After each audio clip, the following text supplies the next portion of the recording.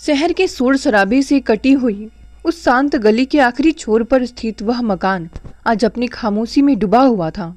सूरज की ढलती हुई किरणें पुराने लोहे के गेट की जंग लगी सलाखों से छनकर आंगन में लगे मोगरे के उस बूढ़े पौधे पर गिर रही थी, जिस पर अब फूल तो नहीं खिलते थे, पर उसकी टहनियां आज भी किसी पुरानी कहानी की तरह उलझी हुई थी। उस घर की दीवारों का पेंट जगह जगह से पपड़ी बनकर उखड़ रहा था, बिल्कुल वैसे ही जैसे नीरज की जीवन की खुशियां धीरे धीरे समय के साथ झड़ गई थी। नीरज अपने कमरे की उस छोटी सी खिड़की के पास मूर्ति की तरह खड़ा था।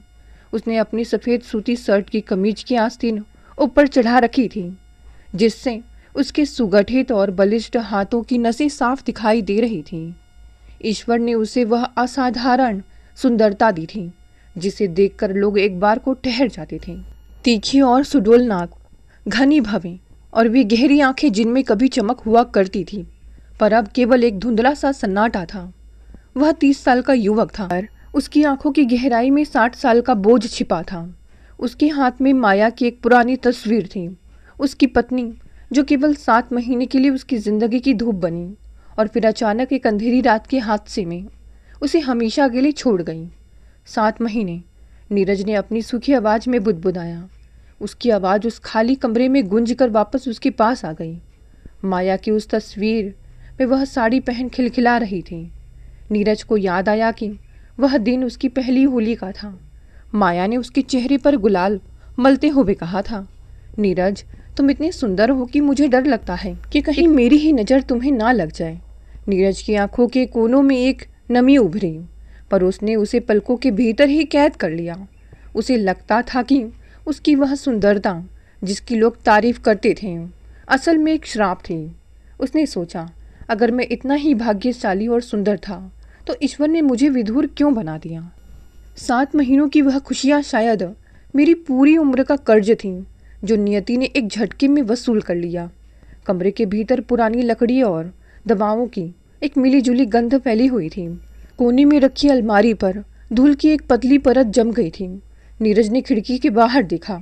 गली में बच्चे शोर मचा रहे थे, पर वह शोर उसके कानों तक पहुंचते पहुंचते दम तोड़ देता था। भैया, आप फिर उसी अंधेरे कमरे में बैठे हैं, कम से कम पर्दे तो खोल दीजिए। एक मधुर लेकिन थोड़ी चिंता भरी आवाज़ ने उस खामोशी को चीरा। यह निधि थी, नीरज की छोटी बहन। वह दरवाजे पर खड़ी थी। उसके हाथ में चाय का एक पुराना चीनी मिट्टी का प्याला था जिससे भाप निकल रही थी। निधि अपने भाई की सुंदरता और उसके दुख दोनों को अच्छी तरह जानती थी। वह जानती थी कि उसके भाई का वह राजकुमार जैसा चेहरा अब केवल एक मुखौटा बन चुका है। अंधेरा ही अब मेरा साथी है निधि, नीरज ने बिना मुड़े कहा। उसका स्वर इतना सपाट था कि निधि का कलेजा कांप उठा। भैया, आप कब तक खुद को सजा देंगे? माया भाभी को गए हुए 2 साल होने को आए हैं। क्या माँ और मेरे लिए आप अपनी ज़िंदगी में थोड़ी रोशनी नहीं आने देंगे? नीचे चलिए, माँ आपका इंतज़ार कर रही है और मेरी सहेली काव्या भी आई है। निधि ने उम्मीद भरी नज़रों से उसे देखते हुए कहा। नीरज ने एक लंबी सांस ली। काव्या, वह नाम उसके लिए केवल निधि की एक सहेली का था जो अक्सर उसके घर के कामों में हाथ बटाने और माँ का ख्याल रखने आ जाया करती थी। उसने कभी काव्या के चेहरे की ओर गौर से नहीं देखा था। जब नीरज भारी कदमों से सीढ़ियाँ उतरकर आंगन में पहुंचा तो वहां का दृश्य कुछ अलग था। आंगन की उस पुरानी चारपाई पर उसकी बूढ़ी माँ लेटी हुई थी। उनके पैरों के पास एक लड़की बैठी थी जो बहुत ही कोमलता से माँ के सूजे हुए पैरों पर तेल मल रही थी। वह काव्या थी। नीरज की नज़रों में काव्या का अस्तित्व केवल एक सांवली परछाई जैसा था। वह बहुत सुंदर नहीं थी, कम से कम उन पैमानों पर तो नहीं जिन पर दुनिया सुंदरता को नापती है। उसका रंग गहरा सांवला था, उसके नैन नक्श साधारण थे, पर उसके माथे पर लगी छोटी सी लाल बिंदी और उसकी आंखों में छिपी वह सादगी उसे गरिमा प्रदान करती थी।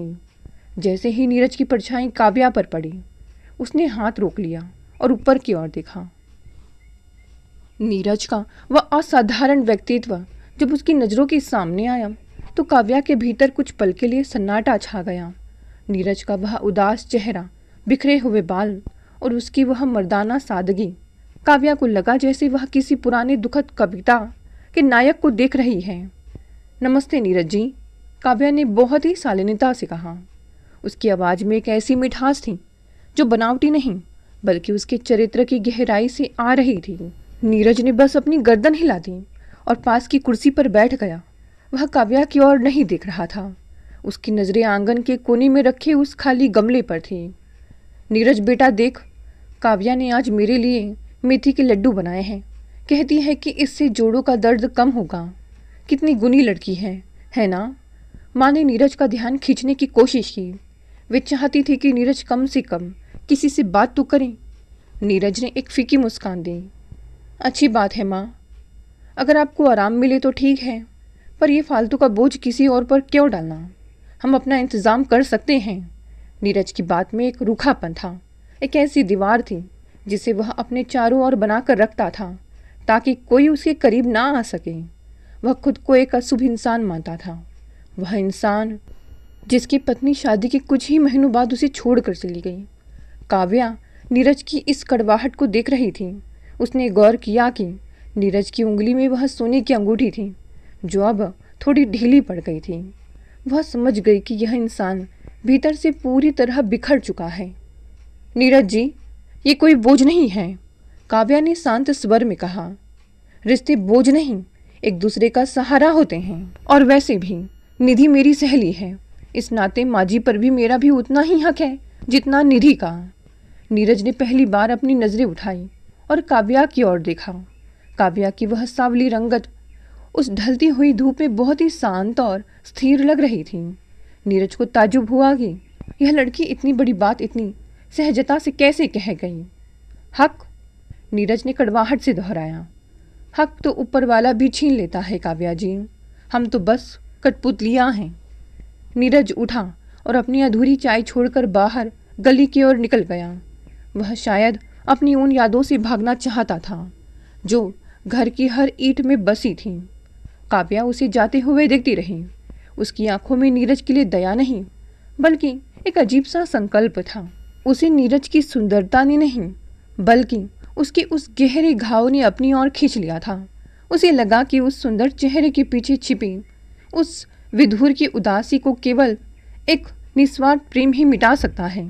निधि पास आकर खड़ी हो गई। भैया ऐसे ही है काव्या, माया भाभी के जाने के बाद वे खुद को भूल गए हैं। उन्हें लगता है कि उनकी जिंदगी अब सिर्फ एक सफ़ेद कोरा कागज है। काव्या ने धीरे से निधि का हाथ थाम लिया। कागज भले ही कोरा हो निधि, पर उस पर फिर से कहानी लिखी जा सकती है। बस कलम की जगह सब्र और रंगों की जगह प्यार चाहिए।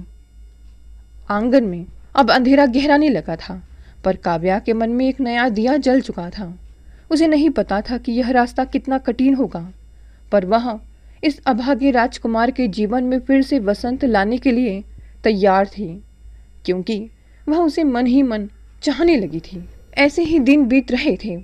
उस दोपहर की तीखी धूप अब धीरे धीरे ढल रही थी और शहर की सड़कों पर धूल भरी हवाएं चलने लगी थीं। नीरज अपनी पुरानी बाइक पर सवार होकर स्कूल से घर की ओर लौट रहा था। उसने अपने कंधे पर चमड़े का वह पुराना बैग लटका रखा था जिसमें बच्चों की कुछ कॉपियाँ और उसकी अधूरी ख्वाहिशें दबी हुई थीं। नीरज जब अपनी गली के मोड़ पर पहुंचा तो उसने देखा कि पड़ोस के बच्चे क्रिकेट खेल रहे हैं। जैसे ही वह करीब से गुजरा, शोर थोड़ा थम गया। वह जानता था कि लोग पीठ पीछे क्या बातें करते हैं। बेचारा नीरज कितना सुंदर है, पर किस्मत तो देखो, 7.5 महीने भी नहीं टिक पाई गृहस्थी। इन बातों ने नीरज के भीतर एक ऐसा घेरा बना लिया था जिसे पार करना अब उसके लिए नामुमकिन सा था। उसने घर के मुख्य द्वार पर बाइक खड़ी की। बरामदे में वही पुरानी शांति पसरी थी। उसने अंदर कदम रखा तो उसे रसोई से बर्तनों के टकराने की हल्की सी खनक सुनाई दी। उसे लगा शायद निधि होगी, पर रसोई की चौखट पर पहुंचते ही उसके कदम ठिठक गए। वहाँ काव्या थी। काव्या बहुत ही तन्मयता से पीतल के एक बड़े पतीले में दाल छौंक रही थी। चूल्हे की आंच उसके सांवले चेहरे पर एक सुनहरी चमक बिखेर रही थी। पसीने की छोटी छोटी बूंदें उसके माथे पर उभर आई थी, जिन्हें वह अपनी कलाई से पोंछ रही थी। नीरज उसे देखता रह गया। उसने गौर किया कि काव्या जिस तरह डिब्बों को उठा रही थी और मसालों का संतुलन बना रही थी। उसमें एक ऐसी आत्मीयता थी जैसे वह इस घर की ईंट ईंट से वाकिफ हो। तुम यहाँ क्या कर रही हो? नीरज की भारी आवाज ने रसोई के सन्नाटे को तोड़ा। काव्या चौंक गई। उसके हाथ में पकड़ी हुई कलछी कढ़ाई के किनारे से जा टकराई। उसने मुड़कर देखा और अपनी सहज मुस्कान बिखेरी। नीरज जी, आप आ गए? हाथ मुंह धो लीजिए, मैं बस खाना परोसती हूँ। मैंने पूछा तुम यहाँ क्या कर रही हो? निधि कहाँ है? नीरज का स्वर थोड़ा कड़ा था। उसे अपनी निजी जगह में किसी बाहरी का दखल पसंद नहीं था, खासकर तब जब वह इंसान उसकी मृत पत्नी की जगह खड़ा दिखाई दे। काव्या ने आंच बंद किया और बहुत ही शांति से जवाब दिया। निधि की आज एक्स्ट्रा क्लास थी। उसने मुझे फ़ोन किया था कि माँ जी ने सुबह से कुछ ठीक से खाया नहीं है, वे दवाइयों के कारण सुस्त थी, इसीलिए मैं चली आई। हमें किसी के एहसान की ज़रूरत नहीं है काव्या, हम अपना इंतज़ाम कर सकते हैं। आप यहाँ बार बार आकर पड़ोसियों को बातें बनाने का मौका क्यों दे रही हैं? नीरज ने रूखेपन से कहा। वह चाहता था कि काव्या को बुरा लगे और वह चली जाए। वह डरता था कि कहीं यह सावली लड़की उसके बेरंग जीवन में रंग भरने की कोशिश ना करें। काव्या ने अपनी आंखें नीचे कर ली। उसने अपमान महसूस किया, पर उसने उसे पी लिया। पड़ोसियों का काम बातें बनाना है नीरज जी, और मेरा काम अपनों का ख्याल रखना। और वैसे भी मैं यहाँ आपके लिए नहीं, माँ जी के लिए आई हूँ। आप अपना खाना खुद निकाल सकते हैं। नीरज निरुत्तर हो गया। वह अपने कमरे की ओर बढ़ गया, पर उसका मन अशांत था। कमरे में पहुंचकर उसने अपना बैग मेज पर पटका। अलमारी के आईने में उसका अक्स उसे चिढ़ा रहा था। वह वाकई बहुत सुंदर था। उसका सुगठित शरीर, चेहरा और वे गहरी आंखें। पर उसे अपनी इस सुंदरता से नफरत थी। उसे लगता था कि यह सुंदरता केवल एक छलावा है। विधुर, यह शब्द उसके मन में बार बार गूंजता था। वह 7 महीने की शादी, वह लाल जोड़ा, वह सेहरा, सब एक भयानक सपने की तरह उसकी आंखों के सामने नाचने लगा। उसने झटके से आईने से नजरें फेर लीं और खिड़की से बाहर देखने लगा। थोड़ी देर बाद दरवाजे पर हल्की सी दस्तक हुई। काव्या खड़ी थी। उसके हाथ में खाने की थाली थी। पीतल की थाली में गर्मा गर्म दाल चावल और 2 फूली फूली रोटियां थीं। साथ में पुदीने की चटनी की खुशबू कमरे में फैल गई। मैं ले लेता। अच्छा ठीक है, रख दो वहाँ, नीरज ने बिना मुड़े कहा। काव्या अंदर आई और चुपचाप मेज पर थाली रख दी। वह जाने ही वाली थी कि उसकी नज़र माया के फोटो पर पड़ी। नीरज जी, काव्या ने बहुत ही कोमल स्वर में कहा, दुख शरीर को सुखा देता है, पर मन को नहीं सुखने देना चाहिए। आप जो ये बोझ ढो रहे हैं वह आपको कहीं का नहीं छोड़ेगा। नीरज मुड़ा और गुस्से में उसकी ओर बढ़ा। तुम क्या जानती हो मेरे बोझ के बारे में? तुमने कभी किसी अपने को अपनी बाहों में दम तोड़ते देखा है? 7 महीने, सिर्फ 7 महीने ही हुए थे हमारी शादी को। लोग मुझे मनहूस कहते हैं और शायद वे सही हैं। मैं पनौती हूँ काव्या, मेरी किस्मत में सिर्फ राख लिखी है। काव्या डरी नहीं। उसने नीरज की आंखों में सीधे देखा। उसकी सावली रंगत में एक अजीब सी दृढ़ता थी। ईश्वर ने आपको इतना सुंदर बनाया है ताकि आप दुनिया को खूबसूरती दिखा सकें, ना कि खुद को एक अंधेरे कमरे में कैद कर लें। माया जी चली गई, पर क्या वे चाहेंगे कि आप अपनी बाकी की जिंदगी इस तरह एक लाश बनकर गुजारें? बस बहुत बोल ली तुम, नीरज चिल्लाया। काव्या सिसकते हुए कमरे से बाहर भाग गई। नीरज वहीं खड़ा रहा। उसकी सांसें तेज चल रही थीं। उसने थाली की ओर देखा। खाने की वह सादगी और उसकी महकें उसे फिर से जीवन की ओर खींच रही थीं। उसने एक निवाला मुंह में रखा। वह स्वाद बिल्कुल वैसा ही था जैसे माँ बनाया करती थी, पर उसमें एक अतिरिक्त फिक्र घुली हुई थी। नीरज ने महसूस किया कि काव्या साधारण होकर भी असाधारण बातें कह जाती है। उसे अपने पर पहली बार ग्लानि महसूस हुई कि वह एक लड़की के तर्कों का जवाब नहीं दे पाया। उसने खिड़की से बाहर देखा। काव्या घर से बाहर जा रही थी। अगली सुबह जब सूरज की पहली किरण ने नीरज के कमरे की दरारों से झांका तो उसे लगा कि रोशनी आज कुछ ज़्यादा ही तीखी है। रात भर वह काव्या की उन बातों के बारे में सोचता रहा था जिन्होंने उसकी आत्मा की परतों को झकझोर दिया था। उसने अपनी बाइक उठाई और स्कूल की ओर चल पड़ा। रास्ते की वही परिचित दुकानें, वही चाय के खोखे और वही पुरानी पीपल की छांव, सब कुछ वैसा ही था। बस नीरज के भीतर एक युद्ध छिड़ा हुआ था। नीरज जिस स्कूल में पढ़ाता था वह शहर के पुराने इलाके में थी। ऊंची छतें, भारी लकड़ी के दरवाजे और गलियारों में गूंजती बच्चों की आवाज़ें। जैसे ही नीरज ने स्कूल के गेट में प्रवेश किया, चपरासी दीनू काका ने झुककर सलाम किया। मास्टर साहब, आज चेहरे पर बड़ी थकावट है। दीनू काका ने अपनी अनुभवी नज़रों से नीरज के सुंदर पर कुम्हलाए हुए चेहरे को पढ़ते हुए कहा। नीरज ने एक फीकी मुस्कान दी। बस काका, रात नींद ठीक से नहीं आई। वह स्टाफ रूम में पहुंचा। वहां मेजों पर पुरानी फाइलें और चौक की धूल की एक गंध हमेशा तैरती रहती थी। भूगोल के शिक्षक खन्ना जी अपनी ऐनक ठीक करते हुए बोले, भाई अब उम्र भी हो रही है, घर बसा लो। कब तक इस विधुर शब्द का बोझ ढोओगे? नीरज के हाथ में पकड़ी हुई चौक एक झटके से टूट गई। उसने टूटे हुए टुकड़ों को देखा। खन्ना जी, कुछ घाव भरने के लिए नहीं, उम्र भर साथ चलने के लिए होते हैं। मेरी गृहस्थी 7 महीने में ही उजड़ गई। अब किसी और की जिंदगी क्यों बर्बाद करूं? अरे भाई, तुम इतने सुंदर हो, कोई भी लड़की एक पैर पर खड़ी तैयार हो जाएगी। खन्ना जी ने चुटकी ली। नीरज बिना जवाब दिए क्लास की ओर बढ़ गया। उसे नफरत थी जब लोग उसकी सुंदरता को उसके भविष्य का समाधान बताते थे। उसे लगता था कि यह चेहरा ही उसकी बदकिस्मती की वजह है। क्लास में पहुंचकर उसने ब्लैक बोर्ड पर इतिहास लिखा। पढ़ाते पढ़ाते अचानक उसकी नज़र खिड़की के बाहर एक सूखी हुई टहनी पर पड़ी। उसे याद आया, माया को भी इतिहास पसंद था। वह अक्सर कहती थी, नीरज, बीते हुए कल को भूलना नहीं चाहिए, पर उसमें कैद भी नहीं हो जाना चाहिए। नीरज का गला रूंध गया। उसने चौक नीचे रख दी। छात्र उसे हैरानी से देख रहे थे। वह सख्त मास्टर आज अचानक इतना भावुक कैसे हो गया? बच्चों, आज हम किताब से नहीं पढ़ेंगे, आज हम बात करेंगे शून्य के बारे में। नीरज ने अपनी भारी आवाज़ में कहा। जब जीवन में सब कुछ खत्म हो जाता है तो जो बचता है वह शून्य है, और शून्य से ही नई शुरुआत होती है। वह खुद को समझा रहा था या बच्चों को, यह उसे भी नहीं पता था। लंच ब्रेक में वह स्कूल की पुरानी लाइब्रेरी की ओर चला गया। वहाँ की खामोशी उसे सुकून देती थी।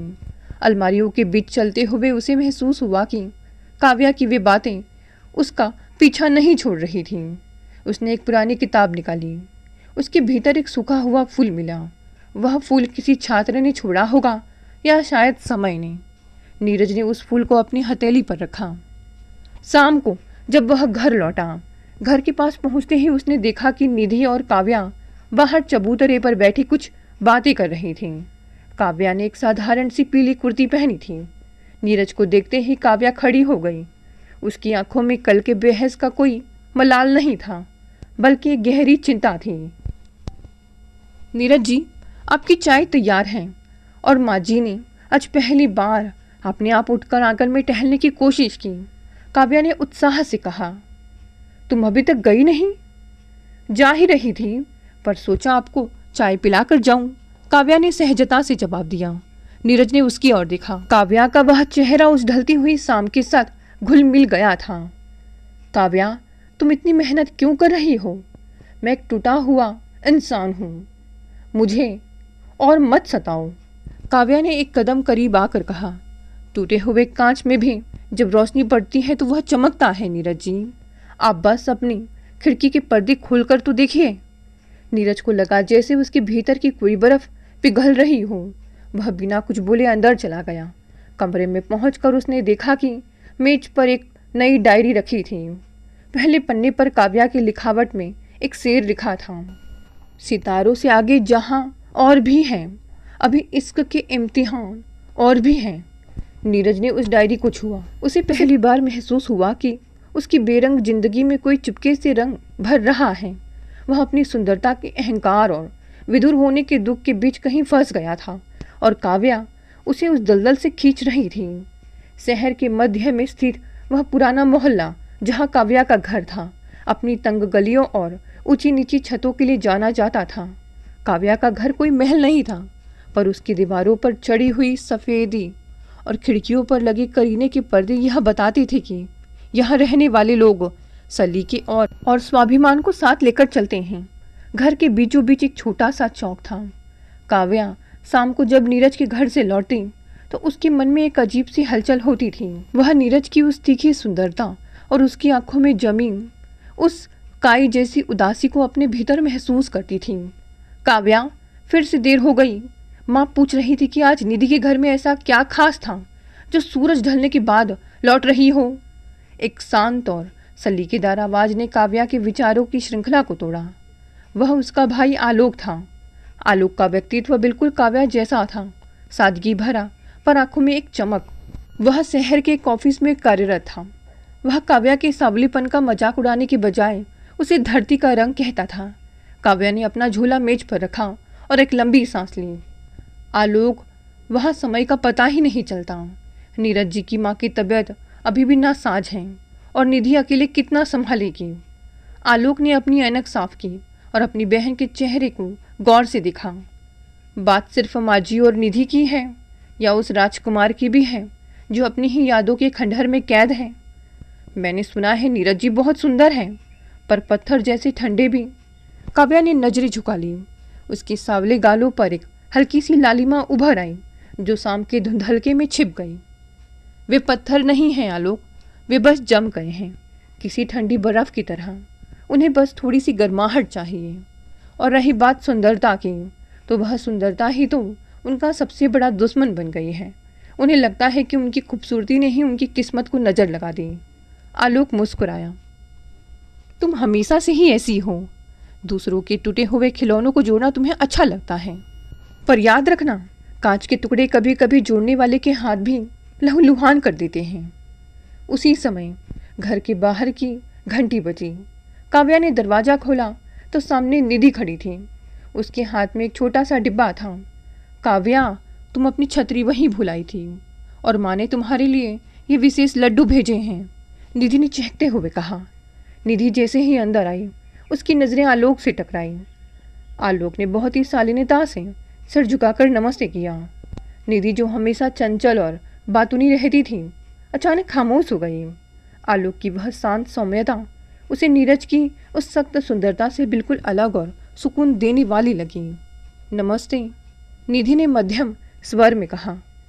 नमस्ते निधि जी, बैठिए, मैं आपके लिए चाय लाता हूँ, आलोक ने सहजता से कहा। नहीं नहीं, मुझे देर हो जाएगी, माँ घर पर अकेली हैं, निधि ने घबरा कर कहा। पर उसकी आंखों में रुकने की एक अनकही चाहत थी। काव्या यह सब देख रही थी। उसे महसूस हुआ कि जहाँ वह नीरज के अंधेरे को दूर करने की कोशिश कर रही है, वही कुदरत ने उसके अपने घर में एक नया उजाला भेजने की तैयारी कर ली है। निधि और आलोक का स्वभाव एक दूसरे की पूरक जैसा था, एक चंचल लहर और दूसरा शांत किनारा। उस रात जब सब सो गए, काव्या अपनी छत पर चली गई। आसमान में तारे बिखरे हुए थे, लेकिन काव्या के दिल पर तो नीरज राज कर रहा था। वह एक पल भी उसके दिल से निकलता ही नहीं था। मैं तुम्हें उस बोझ से आज़ाद करूंगी नीरज जी, काव्या ने तारों से वादा किया। भले ही दुनिया मुझे साधारण और सावली कहे, पर मेरा प्रेम इतना गहरा होगा कि तुम्हारी उस माया की यादों को भी एक सुंदर विदाई मिल जाएगी। अगले दिन सुबह काव्या ने एक नया निश्चय किया। उसने तय किया कि वह नीरज को उस स्कूल के सन्नाटे से निकालकर दुनिया के रंगों के बीच ले आएगी। उधर नीरज के घर में नीरज आज जल्दी उठ गया था। उसने आईने में खुद को देखा। उसे अपना चेहरा आज फिर से अजनबी लगा। उसने सोचा कि काव्या के घर का माहौल कैसा होगा, क्या वहाँ भी ऐसी ही खामोशी रहती होगी। उसने निधि से पूछा, अच्छा निधि, काव्या का भाई क्या करता है? निधि का चेहरा एकदम से खिल उठा। आलोक, वे बहुत अच्छे हैं भैया, बहुत शांत और पढ़े लिखे। कल मैं उनके घर गई थी, उन्होंने मुझे अपनी लाइब्रेरी दिखाई। नीरज ने गौर किया कि निधि की आवाज़ में एक अलग ही खनक थी। उसने पहली बार अपनी बहन के चेहरे की उस खुशी को पहचाना जो शायद उसकी अपनी उदासी के कारण दबी हुई थी। उसे ग्लानि हुई कि वह अपनी बहन के भविष्य के बारे में सोचने के बजाय केवल अपने ही अतीत में डूबा रहा। निधि, काव्या तुम हमारे यहाँ रोज आती है, हमें भी एक दिन जाना पड़ेगा और सबसे मिलना पड़ेगा, नीरज ने धीमे से पूछा। निधि की आंखें फटी की फटी रह गई। भैया, आप सच कह रहे हैं? आप काव्या के घर चलेंगे? चलूँगा, पर सिर्फ आलोक से मिलने। और हाँ, काव्या को मत बताना, नीरज ने अपनी गरिमा बनाए रखते हुए कहा। शनिवार की वह शाम कुछ अलग ही रंग लेकर आई थी। आसमान में बादलों की लुका छिपी चल रही थी और हवा में एक ऐसी ठंडक थी जो आत्मा तक पहुंचती थी। नीरज ने आज अपनी वही पुरानी नीली शर्ट पहनी थी जिसे माया ने कभी बहुत पसंद किया था, पर आज उस कमीज का रंग थोड़ा उड़ा हुआ था, बिल्कुल नीरज की उम्मीदों की तरह। उसने आईने में खुद को देखा, वही तीखे नैन नक्श, वही चौड़े कंधे, पर आंखों के नीचे के काले घेरे बता रहे थे कि रातों की नींद अभी कोसों दूर है। भैया आप तैयार हैं? निधि ने कमरे के दरवाजे पर दस्तक देते हुए पूछा। उसकी आवाज़ में एक ऐसी चपलता थी जिसे नीरज ने बरसों से नहीं सुना था। निधि ने आज एक नया सूट पहना था और उसके चेहरे पर एक अजीब सी चमक थी। नीरज ने अपना पुराना बैग कंधे पर लटकाया। चलो निधि, बस आधे घंटे के लिए चलेंगे, मुझे माँ की दवाइयों का भी वक्त याद रखना है। दोनों भाई बहन जब काव्या की गली में पहुंचे तो नीरज को एक अजीब सी घबराहट महसूस हुई। वह सालों से केवल अपने घर और स्कूल के बीच एक मशीन की तरह घूम रहा था। किसी के घर अतिथि बनकर जाना उसे अपनी ही विधुर पहचान के अपमान जैसा लगता था। उसे लगता था कि लोग उसे देखकर सांत्वना देंगे और उसे सांत्वना से नफरत थी। काव्या का घर गली के मोड़ पर था। लकड़ी का पुराना दरवाजा आधा खुला था। जैसे ही नीरज ने अंदर कदम रखा, उसकी नज़र आंगन के बीचों बीच लगे उस विशाल पेड़ पर पड़ी जिसकी जड़ें जमीन के भीतर तक धंसी हुई थी। मिट्टी की एक सौंधी सी खुशबू पूरे वातावरण में फैली थी। काव्या रसोई में थी, पर आहट सुनकर वह बाहर आई। हाथ में आटे की परत जमी थी और माथे पर पसीना। जैसे ही उसकी नज़र नीरज पर पड़ी, उसके हाथ ठिठक गए। उसने कभी सपने में भी नहीं सोचा था कि वह अभिमानी और उदास राजकुमार उसके घर की देहरी पर खड़ा होगा। नीरज जी, आप यहाँ? काव्या की आवाज़ में हैरानी और खुशी का मिला जुला स्वर था। उसका सांवला चेहरा उस पल में किसी खिले हुए कमल जैसा लग रहा था। नीरज ने अपनी नजरें झुका ली। निधि कह रही थी कि आलोक से मिलना चाहिए, बस शिष्टाचार के नाते चला आया। बैठिए ना, मैं अभी आलोक को बुलाती हूँ, वह छत पर पौधे सींच रहा है, काव्या ने जल्दी से हाथ पोंछते हुए कहा और अंदर की ओर भागी। नीरज उस पुराने तख्त पर बैठ गया। उसने देखा कि घर में कोई दिखावा नहीं था। दीवारों पर महापुरुषों की तस्वीरें थीं और एक कोने में किताबों का ढेर लगा था। यह घर नीरज के घर से छोटा था, पर यहाँ की हवा में एक जीवन था जो नीरज के घर से गायब हो चुका था। थोड़ी देर में आलोक नीचे आया। वही सादगी, वही सौम्य था। आलोक ने नीरज के चेहरे की सुंदरता को देखा, पर उसकी नज़रें नीरज की आंखों में ठिठक गईं। उसे वहाँ एक गहरा सन्नाटा दिखाई दिया। नमस्ते नीरज जी, आपसे मिलने की बड़ी इच्छा थी। निधि अक्सर आपकी मेहनत और अनुशासन की बातें करती है, आलोक ने हाथ बढ़ाते हुए कहा। नीरज ने हाथ मिलाया। उसे आलोक का स्पर्श बहुत ही भरोसेमंद लगा। नमस्ते आलोक बाबू, मैं तो बस एक साधारण शिक्षक हूँ। बहन की तारीफों को संजीदगी से मत लीजिएगा, वह भावुक हैं। दोनों पुरुष आंगन में बैठ गए। काव्या और निधि रसोई में व्यस्त हो गई। चाय की सौंधी महक और अदरक के कुचले जाने की आवाज़ वातावरण में घुलने लगी। नीरज जी, मैंने सुना है आपकी पत्नी, मेरा मतलब है आप अकेले ही सब संभाल रहे हैं। यह उम्र संघर्ष की नहीं, साथ की होती है। आलोक ने बहुत ही सलीके से बात छेड़ी। वह जानता था कि नीरज एक घायल शेर की तरह है जिसे सहलाने के लिए बहुत सब्र चाहिए। नीरज ने अपनी उंगली की अंगूठी को घुमाया। संघर्ष ही मेरी नियति है आलोक बाबू। 7 महीने की शादी ने मुझे यह सिखा दिया कि खूबसूरती और खुशियाँ बहुत क्षण भर होती हैं। अब तो बस निधि का भविष्य संवारना ही मेरा एकमात्र लक्ष्य है। अपनी जिंदगी के पन्ने मैंने मोड़ दिए हैं। आलोक ने एक लंबी सांस ली। पन्ने मोड़ने से कहानी खत्म नहीं होती नीरज जी, कभी कभी अगली कहानी पहले से भी ज़्यादा गहरी होती है। नहीं, मुझे लगता है कि मैं सिर्फ एक खूबसूरत लाश हूँ जिसे लोग देखते तो हैं पर महसूस नहीं कर पाते हैं। मैं एक विधुर हूँ और यह समाज विधुर को सिर्फ बेचारा समझता है। आलोक ने नीरज के कंधे पर हाथ रखा। समाज क्या कहता है उससे फ़र्क नहीं पड़ता, फ़र्क इससे पड़ता है कि आपके घर की 4 दीवारी के भीतर कौन है। आपकी माँ की आंखों में मैंने एक उम्मीद देखी है। वे अपने बेटे को फिर से हंसते हुए देखना चाहती हैं। तभी काव्या चाय और नाश्ता लेकर आई। उसने नीरज के सामने प्याला रखा। चाय पीजिए नीरज जी, ठंडी हो जाएगी तो स्वाद चला जाएगा, जिंदगी की तरह। काव्या ने बहुत ही मर्मस्पर्शी बात कह दी। नीरज ने चाय का घूंट भरा। उसने आलोक और निधि को बातें करते देखा। निधि खिलखिला रही थी और आलोक उसे बहुत ही ध्यान से सुन रहा था। नीरज के मन में पहली बार एक विचार आया, क्या वह अपनी उदासी के कारण अपनी बहन की खुशियों का रास्ता रोक रहा है? आलोक बाबू, नीरज ने अचानक कहा, निधि बहुत भोली है। मैं चाहता हूँ कि वह एक ऐसे घर जाए जहाँ उसे प्यार मिले, ना कि सिर्फ ऐसो आराम। आलोक की आंखों में चमक आ गई। नीरज जी, प्यार और सम्मान ही सबसे बड़ी संपत्ति है। हमारे जैसे साधारण परिवारों में यही तो एक पूंजी होती है। नीरज को महसूस हुआ कि आलोक जैसा लड़का निधि के लिए परफेक्ट हो सकता है, पर उसके मन में एक और उलझन थी। शाम ढल चुकी थी। विदा लेते समय काव्या दरवाजे तक आई। नीरज जी, उसने धीमे से कहा, अगली बार जब आप आएं तो अपना वह विदूर होने वाला चश्मा घर छोड़ कर आइएगा। यह सिर्फ एक दोस्त का स्वागत है। नीरज ने उसे देखा।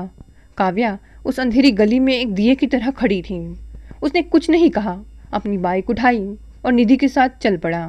रास्ते भर वह खामोश रहा, पर उसके मन में काव्या की आवाज़ ही गूंज रही थी। घर पहुंचकर उसने अपनी पत्नी माया की तस्वीर देखी। आज पहली बार उसे उस तस्वीर को देखकर रोना नहीं आया, बल्कि एक अजीब सी शांति महसूस हुई। उसने माया की तस्वीर पर जमी धूल साफ की और उसे अलमारी के भीतर रख दिया। हफ्ते के मध्य की वह दोपहर सामान्य से कहीं अधिक बोझिल थी। आसमान में बादलों की एक मोटी परत जमी थी, जिससे सूरज की रोशनी धरती तक पहुंचने के लिए संघर्ष कर रही थी। नीरज अपने स्कूल से लौटकर सीधे अपने कमरे की उस पुरानी आराम कुर्सी पर ढह गया था। आज स्कूल में बच्चों को पढ़ाते समय उसे बार बार काव्या का वह शांत चेहरा याद आता रहा। उसे समझ नहीं आ रहा था कि काव्या उसके विचारों पर इस कदर हावी कैसे हो गई। अब वह खुद को इस सुंदर मुखौटे से आज़ाद करना चाहता था। तभी नीचे से काव्या की खिलखिलाहट सुनाई दी। वह निधि के साथ कुछ मजाक कर रही थी। नीरज के पैर अपने आप सीढ़ियों की ओर बढ़ गए। आंगन में काव्या खड़ी थी। उसने आज हल्के जामुनी रंग का सूती सूट पहना था, जो उसकी सांवली रंगत पर एक अलग ही गरिमा बिखेर रहा था। उसके बाल बिखरे हुए थे और माथे पर पसीने की छोटी छोटी बूंदें चमक रही थी। वह निधि को बता रही थी कि कैसे पुराने कपड़ों से सुंदर पायदान बनाए जा सकते हैं। नीरज जी, आप आ गए? काव्या ने उसे देखते ही अपनी चिरपरिचित मुस्कान के साथ पूछा। उसकी आवाज़ में वही आत्मीयता थी जो ठंडी छाँव जैसी लगती थी। नीरज ने बरामदे की खंबे का सहारा लिया। मैं सोया ही कब था काव्या जी। नींद तो उन लोगों को आती है जिनके मन शांत होते हैं। मेरा मन तो एक ऐसा खंडहर है जहाँ केवल पुरानी यादों की चीखें गूंजती हैं। निधि ने एक लंबी सांस ली और बहाने से रसोई की ओर चली गई। वह जानती थी कि इन दोनों के बीच जो चल रहा है उसे एकांत की जरूरत है। आंगन में अब केवल नीरज और काव्या थे। आप हमेशा खंडहर की बातें क्यों करते रहते हैं नीरज जी? काव्या ने धीरे से पास आकर पूछा। खंडहर वह होता है जिसे छोड़ दिया गया हो, पर इस घर को तो आपने अपने त्याग और अपनी सेवा से सींचा है। आप एक विधूर हैं। यह आपकी पहचान नहीं, आपकी बीती हुई घटना है। कहना आसान है काव्या जी। नीरज की आवाज़ में अचानक एक तल्खी आ गई। अब वह अपनी कुर्सी छोड़कर काव्या के बिल्कुल करीब आकर खड़ा हो गया। नीरज की वह ऊंची और रोबेली कदकाठी काव्या के सामने एक पहाड़ जैसी लग रही थी। आप देखती हैं यह चेहरा, दुनिया कहती है मैं बहुत सुंदर हूँ, पर क्या आपको पता है कि मेरी पत्नी माया की सुंदरता के चर्चे भी पूरे शहर में थे। हम एक परफेक्ट कपल थे और फिर सिर्फ 7 महीने में वह सुंदर सपना राख हो गया। तब से मुझे अपनी इस सुंदरता से नफरत हो गई है। मुझे लगता है कि मैं एक मनहूस परछाई हूँ। आप नहीं समझेगी कि ऊंचाई से गिरने का दर्द क्या होता है। काव्या की आंखों में पानी भर आया, पर वह डिगी नहीं। उसने नीरज की उन गहरी उदास आंखों में सीधे देखा। रही बात ऊंचाई से गिरने की, तो नीरज जी, जो जमीन पर होते हैं वे कभी गिरते नहीं। मैं जमीन से जुड़ी लड़की हूँ। मैं आपकी सुंदरता को नहीं, आपकी उस रूह को देख रही हूँ जो प्यासी है। नीरज की धड़कनें तेज हो गई। उसने कभी किसी स्त्री को इतनी निडरता और इतनी सच्चाई से बात करते नहीं सुना था। माया को उसकी सुंदरता से प्यार था, पर काव्या को शायद उसके दुख से प्यार हो गया था। तुम क्या कहना चाहती हो? नीरज की आवाज़ काँप रही थी। काव्या ने गहरा साहस जुटाया। उसने अपनी हथेलियों को आपस में भींचा और मध्यम पर दृढ़ स्वर में कहा, मैं कहना चाहती हूँ कि मैं आपसे प्रेम करती हूँ नीरज जी। यह आकर्षण नहीं है, यह आपकी सुंदरता का मोह नहीं है, यह उस नीरज के लिए समर्पण है जो अपनी माँ की सेवा करता है, जो अपनी बहन के भविष्य के लिए अपने सपने मार देता है। मैं जानती हूँ आप विधुर हैं, मैं जानती हूँ आप अतीत के बोझ तले दबे हैं, पर मैं उन बोझों को बांटना चाहती हूँ। मैं आपको फिर से जीना सिखाना चाहती हूँ। नीरज को लगा जैसे किसी ने उसके कान के पास बिजली गिरा दी हो। वह एक कदम पीछे हटा। उसका सुंदर चेहरा सफ़ेद पड़ गया। नहीं, यह नहीं हो सकता। तुम पागल हो गई हो काव्या। मैं किसी और को फिर से अपना हक नहीं दे सकता। मैं एक मनहूस इंसान हूँ और तुम एक जवान कुंवारी लड़की हो। तुम्हारा भाई आलोक मेरा दोस्त है। मैं उसके साथ विश्वासघात नहीं कर सकता। यह विश्वासघात नहीं है, यह एक नई शुरुआत है। काव्या सिसक पड़ी। चली जाओ यहाँ से, नीरज चीखा। दोबारा कभी मेरे सामने यह बात मत लाना। मैं अपनी बेरंग जिंदगी में खुश हूँ। मुझे तुम्हारे इन एहसासों की ज़रूरत नहीं है। काव्या ने अपने आंसू पूछे। उसके चेहरे पर अब हार की गलानी नहीं बल्कि एक युद्ध की जीत का संकल्प था। आप मुझे झटक सकते हैं नीरज जी, पर अपनी किस्मत को नहीं। मैं जानती हूँ कि आपके भीतर का इंसान भी मुझसे जुड़ना चाहता है, पर आपका डर आपको रोक रहा है। मैं इंतज़ार करूँगी, और हाँ, मैं आलोक को खुद सब बताऊँगी। मैं डरी नहीं हूँ, तो आप क्यों डर रहे हैं? काव्या तेजी से आंगन पार कर गेट के बाहर निकल गई। नीरज वहीं खड़ा रहा। उसके पैर काँप रहे थे। वह उसी चारपाई पर गिर पड़ा जहाँ थोड़ी देर पहले काव्या बैठी थी। उसे उस जगह से काव्या की सादगी और उसकी मध्यम खुशबू का एहसास हो रहा था। नीरज को रात भर नींद नहीं आई। उसे बार बार काव्या का वह चेहरा याद आ रहा था जब उसने इजहार किया था। काव्या जब नीरज के घर की देहरी लांघ कर अपनी गली में पहुंची थी तो शाम का धुंधल का गहरा हो चुका था। हवा में एक अजीब सी भारीपन थी, जैसे वह भी काव्या के दिल के बोझ को महसूस कर रही हो। उसके कदम लड़खड़ा रहे थे, पर उसकी आंखों में कैसी चमक थी जो हार मानने वालों की नहीं होती।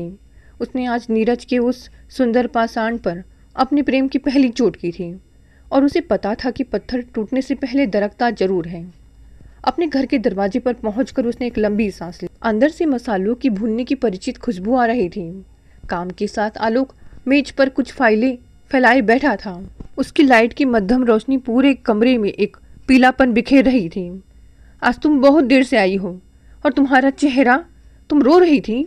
आलोक ने अपनी ऐनक उतार कर अपनी बहन के सावले चेहरे को गौर से देखा। उसकी आवाज़ में भाई की फिक्र और एक दोस्त की समझदारी घुली हुई थी। काव्या ने अपना झूला एक तरफ रखा और आलोक के सामने कुर्सी पर धप से बैठ गई। उसने अपनी हथेलियों में अपना चेहरा छिपा लिया। आलोक, मैंने आज वह कर दिया जो शायद एक लड़की को शोभा नहीं देता। मैंने नीरज से अपने मन की बात कह दी। आलोक के हाथ में पकड़ा हुआ पेन रुक गया।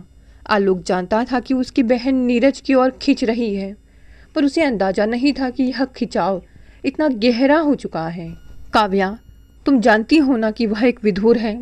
आलोक ने बहुत ही धीमे स्वर में पूछा। उसकी जिंदगी में 7 महीने का वह तूफान आज भी शांत नहीं हुआ है। वह सुंदर है, गुणी है, पर वह टूट चुका है। तुम कैसे उसके घावों को भरोगी? काव्या ने अपना सिर उठाया। उसकी आंखों में आंसू थे, पर आवाज़ में फौलाद जैसी दृढ़ता। आलोक, मैं उसकी सुंदरता से प्रेम नहीं करती। मुझे तो उसकी बेरंग जिंदगी से प्यार हो गया है। मुझे उस नीरज से प्यार है जो अपनी माँ की खांसी सुनकर रात भर जागता है। लोग उसे विधुर कहकर छोड़ देते हैं, पर क्या किसी पुरुष का एक बार घर उजड़ जाना उसके बाकी जीवन का अंत है? आलोक उठा और अपनी बहन के पास आकर उसके सिर पर हाथ रखा। समाज बहुत निष्ठुर है काव्या। वे कहेंगे कि तुमने एक सुंदर आदमी के मोह में अपनी मर्यादा छोड़ दी, और नीरज वह तुम्हें कैसे स्वीकार करेगा? वह स्वीकार करेगा आलोक, क्योंकि उसके भीतर का इंसान प्यासा है। उसे बस एक ऐसे हाथ की ज़रूरत है जो उसे उसके अतीत के अंधेरे से खींच सके। क्या तुम मेरा साथ दोगे? आलोक ने एक गहरी सांस ली। वह नीरज को अपना दोस्त मानने लगा था, और निधि के प्रति उसके मन में भी एक कोमल एहसास पनप रहा था। अगर तुम्हारी खुशी इसी में है तो मैं पिता से बात करूंगा, पर याद रखना, यह रास्ता कांटों भरा है। उधर नीरज के घर में सन्नाटा और भी भयानक था। काव्या के जाने के बाद नीरज अपने कमरे में पागलों की तरह टहल रहा था। उसे रह रह कर काव्या के वे शब्द याद आ रहे थे। मैं आपसे प्रेम करती हूँ नीरज जी।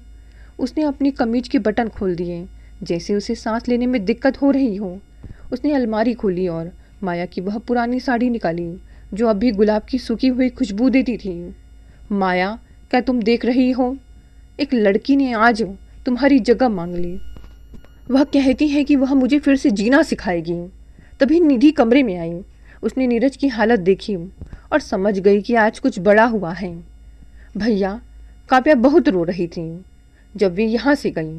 क्या आपने फिर उन्हें कुछ कड़वा कहा? नीरज ने मुड़कर निधि को देखा। निधि, वह पागल हो गई है। वह कहती है कि वह मुझसे शादी करना चाहती है, एक विधुर से। तुम समझाओ उसे।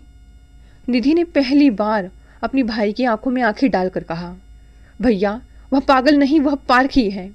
उसने आपकी सुंदरता नहीं, आपकी सादगी को चुना है। और रही बात आपके विधुर होने की, तो क्या आप चाहती हैं कि माँ और मैं ताउम्र आपको इसी हाल में देखें? आपको क्या काव्या इतनी बुरी लगती है कि आप उनके प्यार को नहीं देख पा रहे? बात सांवलेपन की नहीं है निधि, बात मेरी किस्मत की है। नीरज चिल्लाया। किस्मत हम खुद बनाते हैं भैया, निधि ने शांत स्वर में कहा। नीरज वहीं बैठ गया। उसे महसूस हुआ कि उसके घर की दीवारें भी अब काव्या का नाम जप रही हैं। उस रात नीरज को नींद नहीं आई।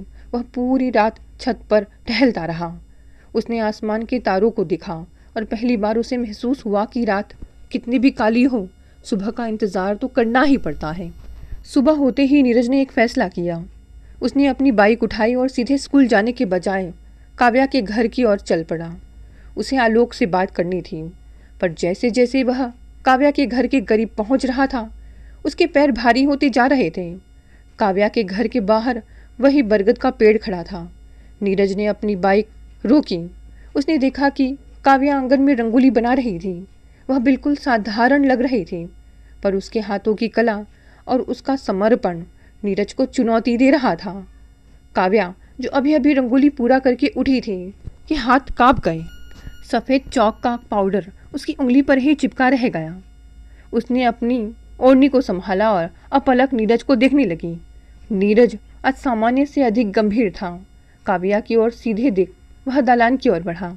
आलोक घर पर है? नीरज की आवाज़ में एक ऐसी खनक थी जो किसी अनहोनी का संकेत दे रही थी। जी, वे अंदर ही हैं, आइए, काव्या ने रास्ता छोड़ते हुए कहा। उसकी आवाज़ धीमी थी, पर उसकी आंखों में एक अजीब सा सुकून था। उसे पता था कि नीरज का यहाँ आना ही उसकी पहली जीत है। अंदर के कमरे में आलोक अपनी मेज पर बैठा कुछ हिसाब लगा रहा था। जैसे ही उसने नीरज को देखा, वह तुरंत खड़ा हो गया। अरे नीरज जी, आइए आइए, इतनी सुबह, सब खैरियत तो है? नीरज आलोक की सामने वाली कुर्सी के पास धप से बैठ गया। उसने अपना बैग मेज पर रखा और एक लंबी सांस ली। आलोक, मैं यहाँ एक दोस्त की हैसियत से नहीं, बल्कि एक विधुर की हैसियत से आया हूँ, जिसे आपकी बहन ने आज एक धर्म संकट में डाल दिया है। आलोक ने अपनी ऐनक उतारी और उसे साफ करने लगा। यह उसका तरीका था जब वह किसी गंभीर विषय पर सोचने के लिए वक्त चाहता था। काव्या ने मुझे सब बता दिया है नीरज जी, और सच कहूँ तो मुझे इस पर कोई हैरानी नहीं हुई। नीरज चौंक गया। हैरानी नहीं हुई? आलोक, अब जानते भी है समाज क्या कहेगा। लोग कहेंगे कि मैंने अपनी सुंदरता का जाल बुनकर एक जवान लड़की को फंसा लिया। और काव्या, वह एक कुंवारी लड़की है, उसका पूरा जीवन पड़ा है। वह एक ऐसे इंसान के साथ अपनी जिंदगी क्यों बांधना चाहती है जिसकी गृहस्थी की राख अभी भी ठंडी नहीं हुई है। आलोक ने मेज पर झुककर नीरज की उन सुंदर पर उदास आंखों में झांका। नीरज जी, आप सुंदरता की बात बार बार क्यों करते हैं? क्या आपको लगता है कि मेरी बहन इतनी ओछी है कि वह आपके चेहरे पर मर मिटी है? नीरज की मुट्ठियां भीज गई। पर मैं उसे क्या दूंगा? मेरे पास केवल यादें हैं, माया की यादें, वह 7 महीने का सफ़र। क्या मैं काव्या के साथ न्याय कर पाऊंगा? जब भी मैं उसे देखूंगा, मुझे अपनी पहली पत्नी का चेहरा याद आएगा। क्या यह काव्या का अपमान नहीं होगा? न्याय वह नहीं होता जो आप अतीत को देकर करते हैं, न्याय वह होता है जो आप वर्तमान को देते हैं। आलोक ने शांत पर दृढ़ स्वर में कहा। नीरज जी, आप एक शिक्षक हैं, आप जानते हैं कि जब कोई पन्ना फट जाता है तो किताब फेंक नहीं दी जाती, बल्कि अगले पन्ने पर नई कहानी शुरू की जाती है। काव्या का दिल पहाड़ जैसा मजबूत है। वह आपकी मनहूसियत के झूठे डर को अपने प्रेम से धो देगी। तभी काव्या चाय के 2 प्याले लेकर अंदर आई। उसने बिना कुछ बोले प्याले मेज पर रखे। नीरज ने गौर किया कि काव्या के हाथ आज भी थोड़े कांप रहे थे, पर उसकी नज़रों में अब याचना नहीं बल्कि अधिकार था। चाय पीजिए नीरज जी, काव्या ने धीमे से कहा। यह अदरक वाली चाय है, आपके सिर का दर्द ठीक कर देगी। नीरज ने चाय का प्याला उठाया। गर्म प्याले की गर्माहट उसकी हथेलियों तक पहुंची, पर उसका मन अब भी बर्फ जैसा ठंडा था। आलोक, आपने अपने पिता से बात की? वे कभी राजी नहीं होंगे। कोई भी पिता अपनी बेटी को विदुर के हाथ नहीं सौंपेगा। आलोक मुस्कुराया। हमारे पिताजी पुराने ख्यालों की जरूर हैं, पर वे इंसान की परख करना जानते हैं। वे आपके बारे में पता करेंगे, और मुझे पूरा यकीन है जब उन्हें पता चलेगा कि नीरज मास्टर जैसा नेक लड़का पूरे शहर में नहीं है तो वे मान जाएंगे। बस आपको अपनी उस विधुर वाली खोल से बाहर आना होगा। नीरज ने चाय का एक घुट भरा। वह चाय नहीं थी, वह एक नया भरोसा था। उसने खिड़की से बाहर देखा। वहाँ धूप अब और भी खिल गई थी। ठीक है आलोक, नीरज ने प्याला नीचे रखते हुए कहा। अगर आपके पिताजी मिलना चाहें तो मैं तैयार हूँ, पर मेरी एक शर्त है। कैसी शर्त हो? काव्या और आलोक दोनों ने एक साथ पूछा। मैं काव्या को कोई झूठा वादा नहीं दूंगा। मैं जैसा हूँ वैसा ही रहूँगा। मेरी माँ और मेरी बहन मेरी प्राथमिकता रहेंगी, और माया की तस्वीर वह हमेशा मेरे कमरे में रहेगी। क्या काव्या को यह स्वीकार है? काव्या ने एक कदम आगे बढ़ाया। उसमें एक आत्मविश्वासी चमक थी। नीरज जी, माया आपकी पत्नी थी। वे आपकी आत्मा का हिस्सा है। मैं उन्हें आपसे अलग नहीं करना चाहती। मैं तो बस उनके बाद खाली हुई उस जगह को अपनी सेवा से भरना चाहती हूँ। मुझे आपकी हर शर्त मंजूर है। नीरज के दिल पर रखा वह भारी पत्थर जैसे थोड़ा सरक गया। वह उठा और बाहर जाने लगा। आलोक उसे छोड़ने के लिए गेट तक आया। नीरज जी, एक बात और, निधि बहुत अच्छी लड़की है। अगर सब ठीक रहा तो मैं चाहूँगा कि निधि और मेरी बात चले। आलोक हिचकिचाते हुए बोला। नीरज रुक गया, क्योंकि वह भी यही चाहता था। आलोक बाबू, निधि के लिए आपसे बेहतर इंसान मुझे नहीं मिल सकता। नीरज अपनी बाइक पर सवार होकर चला गया। रास्ते भर उसे काव्या की वह खनकती आवाज़ सुनाई देती रही। 1 महीने बीत गए। आज सुबह की हवा में एक अजीब सी सिहरन थी। काव्या के पिता सदानंद जी, जो अक्सर काम की वजह से बाहर रहते थे, वे कुछ दिनों के लिए घर आए थे। आज अपनी पुरानी धोती और साफ कुर्ते में वह ज़्यादा ही गंभीर लग रहे थे। उनके चेहरे की झुर्रियाँ उनके अनुभवों की गवाही दे रही थी। जब आलोक ने उन्हें नीरज और काव्या के बारे में बताया तो वे पहले तो सन्न रह गए थे। उनके लिए यह स्वीकार करना कठिन था कि उनकी इकलौती बेटी, जिसे उन्होंने बड़े लाड प्यार से पाला था, एक विधुर के साथ अपनी जिंदगी जोड़ना चाहती है।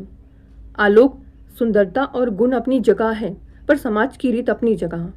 सदानंद जी ने अपनी बात उठाते हुए कहा था, मैं तैयार तो नहीं होऊंगा इस रिश्ते के लिए।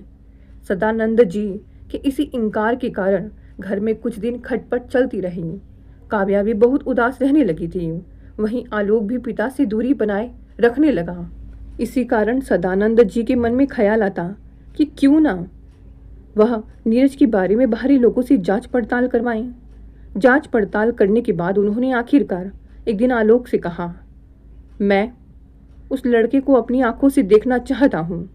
आलोक और काव्या की खुशी का ठिकाना ही नहीं रहा जब उन्होंने यह वाक्य अपने पिता के मुंह से सुना। उसी दिन नीरज के घर के बाहर जब सदानंद जी पहुंचे तो उन्होंने सबसे पहले उस घर की बाहरी दीवारों को देखा। दीवारें पुरानी थीं, पर उन पर कहीं भी जाले नहीं थे। आंगन में झाड़ू लगी थी और तुलसी के पास एक छोटा सा दिया जल रहा था। सदानंद जी ने मन ही मन सोचा, घर की सफाई और सलीका वहाँ रहने वालों के मन का दर्पण होता है। नीरज अपनी बाइक खड़ी कर स्कूल जाने की तैयारी ही कर रहा था कि उसकी नज़र गेट पर खड़े उस प्रभावशाली व्यक्तित्व पर पड़ी।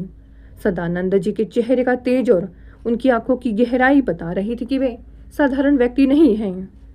नमस्ते बापूजी, नीरज ने झुककर उनके पैर छुए। सदानंद जी ने उसे सिर से पैर तक देखा। आलोक ने सच ही कहा था, नीरज असाधारण रूप से सुंदर था। पर सदानंद जी की अनुभवी नजरों ने नीरज की आंखों के नीचे के काले घेरों को भी पढ़ लिया था, जो उसकी रातों की तड़प और अपनी पहली पत्नी की वियोग की गवाही दे रहे थे। जीते रहो बेटा, मैं काव्या का पिता हूँ। सदानंद जी ने संक्षेप में अपना परिचय दिया। आइए बाबूजी, अंदर बैठिए, माँ को बहुत खुशी होगी। अंदर बरामदे में सदानंद जी को एक तख्त पर बैठाया गया। नीरज की माँ जी अब पहले से काफी बेहतर थी, धीरे धीरे चलकर बाहर आई। उनके चेहरे पर एक ममतामयी मुस्कान थी, पर आंखों में अपने बेटे के भविष्य को लेकर एक अनकही चिंता। नमस्ते भाई साहब, माँ ने हाथ जोड़कर कहा। नीरज, ठंडा पानी लाऊं? सदानंद जी ने हाथ हिलाकर मना कर दिया। पानी तो पी लेंगे बहन जी, पहले कुछ बातें हो जाएं। देखिए, मैं साफ बात करने का आदी हूँ। मेरी बेटी काव्या मेरे कलेजे का टुकड़ा है। उसने जिद की है कि इसी घर की बहू वह बनना चाहती है, पर मुझे डर है। नीरज बेटा, तुम एक विधुर हो, तुम्हारी पहली शादी सिर्फ 7 महीने चली। क्या तुम काव्या को वह स्थान दे पाओगे जिसकी वह हकदार है? कमरे में एक भारी सन्नाटा छा गया। नीरज ने अपनी उंगलियों को आपस में भींचा। उसने सदानंद जी की आंखों में सीधे देखते हुए कहा, बापूजी, मैं आपसे झूठ नहीं बोलूंगा। माया मेरी जिंदगी का वह हिस्सा है जिसे मैं मिटा नहीं सकता। उसकी यादें मेरे साथ रहेंगी, पर काव्या ने मुझे उस अंधेरे से निकाला है जहां मैं खुद को खत्म मान चुका था। मैं उसे वह स्वर्ग तो नहीं दे पाऊंगा जो महलों में होता है, पर मैं उसे वह हक जरूर दूंगा जो एक पत्नी का होता है। मेरे लिए वह अब केवल निधि की सहेली नहीं, बल्कि मेरे जीने की वजह बन गई है। सदानंद जी खामोश रहे। उन्होंने देखा कि जब नीरज बोल रहा था तो उसकी आवाज में कहीं भी बनावट नहीं थी। उन्होंने गौर किया कि घर के एक कोने में माया की तस्वीर लगी थी, पर उस पर हार नहीं बल्कि श्रद्धा के 2 फूल चढ़े थे। सदानंद जी उठे और नीरज के कंधे पर हाथ रखा। उनकी आंखों में अब वह कठोरता नहीं थी, बल्कि एक पिता का भरोसा था। बेटा, मैंने बहुत से सुंदर चेहरे देखे हैं, पर उन चेहरों के पीछे छिपी इतनी साफ रूह पहली बार देख रहा हूँ। मुझे गर्व होगा कि काव्या इस घर की बहू बनेगी। माँ की आंखों से खुशी के आंसू छलक पड़े। निधि, जो पर्दे के पीछे से सब सुन रही थी, दौड़कर बाहर आई और सदानंद जी के पैर छू गई। बाबूजी, एक और बात, नीरज ने झिझकते हुए कहा। अगर आपकी अनुमति हो तो मैं चाहता हूँ कि आलोक और निधि का रिश्ता भी तय हो जाए। निधि बहुत गुणी है। सदानंद जी जोर से हंसे। नीरज बेटा, तुमने मेरी मन की बात छीन ली। आलोक ने कल रात ही मुझे इस बारे में संकेत दिया था। अगर ये दोनों शादियां एक साथ हो तो इससे बढ़कर मेरे लिए और क्या खुशी होगी। पूरे घर में जैसे अचानक वसंत लौट आया। सदानंद जी जब विदा हुए तो नीरज उन्हें गेट तक छोड़ने आया। थोड़ी देर नीरज अपनी बाइक पर बैठा और स्कूल की ओर चल पड़ा। उसी रात नीरज ने अपनी उंगली से वह सोने की अंगूठी निकाली जो अब उसकी उंगली में ढीली पड़ गई थी। उसने उस अंगूठी को तस्वीर के पास रख दिया। आज सदानंद जी आए थे। उन्होंने मुझे पिता का भरोसा दिया है, और काव्या ने मुझे वह हक दिया है जिसे मैं खुद को देने से डर रहा था। वह सावली है माया, उसका रंग तुम्हारे जैसा दुधिया नहीं है, पर उसका मन उस गंगा की तरह है जो किनारे की गंदगी को भी अपने भीतर समेट लेती है। क्या तुम मुझे इजाजत दोगी कि मैं फिर से एक बार जी सकूं? कमरे की खिड़की से अचानक एक ठंडी हवा का झोंका आया, जिससे मेज पर रखी डायरी के पन्ने फड़फड़ाने लगे। नीरज को लगा जैसे माया ने उसे विदाई दे दी हो। उसने बहुत ही शालीनता से उस तस्वीर को रेशमी कपड़े में लपेटा और अपनी अलमारी के सबसे सुरक्षित दराज में रख दिया। यह नफरत नहीं थी, यह उस पवित्र रिश्ते को एक सम्मानजनक स्थान देना था, ताकि आने वाला कल अपनी जगह बना सके। 2 महीने बाद नीरज के घर में उत्सव का माहौल था।